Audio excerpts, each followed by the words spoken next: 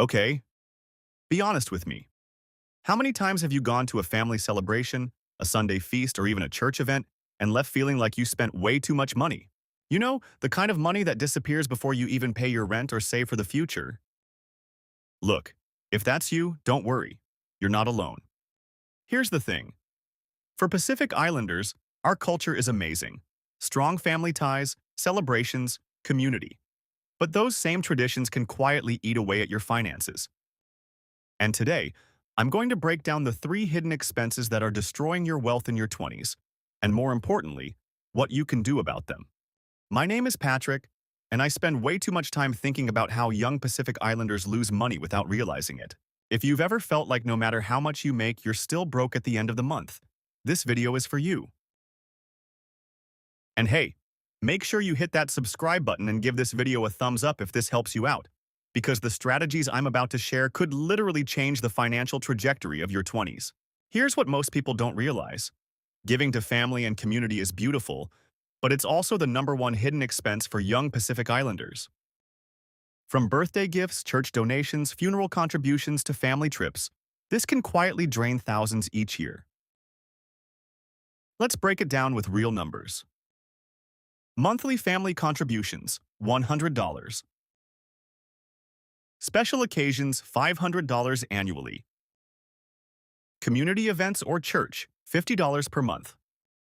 That's $1,200 plus a year, just in cultural obligations. Now imagine you're 25 and continue this pattern for the next 10 years. Without investing that money, you could have missed out on $18,000 or more in potential wealth, assuming a 7% annual return in a simple investment account. Psychology behind it. This is called reciprocal social obligation. Your brain links financial giving with emotional reward. People feel proud, respected, and included. But here's what most people don't realize. This unconscious spending can quietly sabotage your financial independence if you're not intentional about it. Actionable step. Set a realistic monthly family/community giving budget. Decide how much you can give without hurting your long-term financial goals. This way, you honor tradition and your wealth-building journey. Now, here's another trap. Lifestyle inflation. Let's say you just got your first decent job. Awesome. You start making $3,500 a month. Suddenly, you want a nicer phone, a bigger car, or to go out with friends more. Fast forward 2 years, your income rises to $5,000, but somehow, you're still barely saving. Here's the math. Year 1. Income $3,500. Spending $3,200 to savings $300 per month. Year 3. Income $5,000. Spending $4,800 to savings $200 per month. Even though you make $1,500 more per month, your savings actually decrease. Psychology behind it. In Pacific Islander culture, there's a lot of social pressure to show success. New car, nice clothes, a big house. That's called keeping up with the village. Your brain equates consumption with respect and status, but your bank account doesn't agree. Actionable step. Before upgrading your lifestyle, automate your savings. Treat investing like a bill you have to pay. That way, income growth actually builds wealth rather than just bigger spending. Here's what most people don't realize. Debt is a silent wealth killer. For many young Pacific Islanders, credit cards, small loans, or even payday borrowing can seem convenient, but they add up fast. Example. You carry a $2,000 credit card balance at 20% APR. Minimum payment, $50/month. By the end of the year, you've paid $400 just in interest, and that doesn't include other loans or fees. Over several years, this compounds. Money that could be growing in your investments or savings is instead going to banks. Psychology behind it, it's called present bias. Your brain favors immediate gratification over long-term gain. Buying a phone today feels better than saving for your first home. And the worst part, you're literally paying to delay satisfaction. Actionable step. Attack high-interest debt first using the debt avalanche method.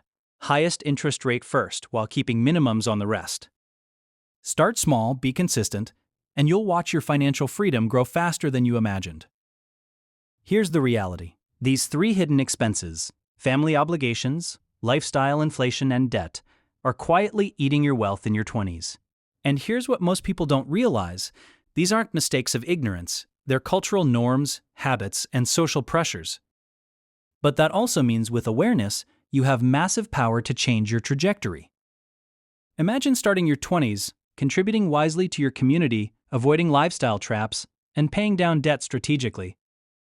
That combination could easily put tens of thousands in your pocket by age 30, not just dollars, but freedom and options. So, here's your game plan. 1. Audit your family and community contributions. Give intentionally, not automatically. 2. Stop inflating your lifestyle, automate your savings, and invest first. 3. Crush high-interest debt aggressively. Start with the highest APR. Take these steps now, and 5 years from today, your financial life will look dramatically different from your peers who ignore this. Remember, your 20s are not just for living, they're for building a foundation. And for Pacific Islanders, you can honor your culture and build wealth at the same time.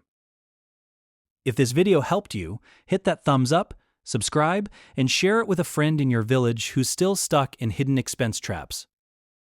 Trust me, they'll thank you later.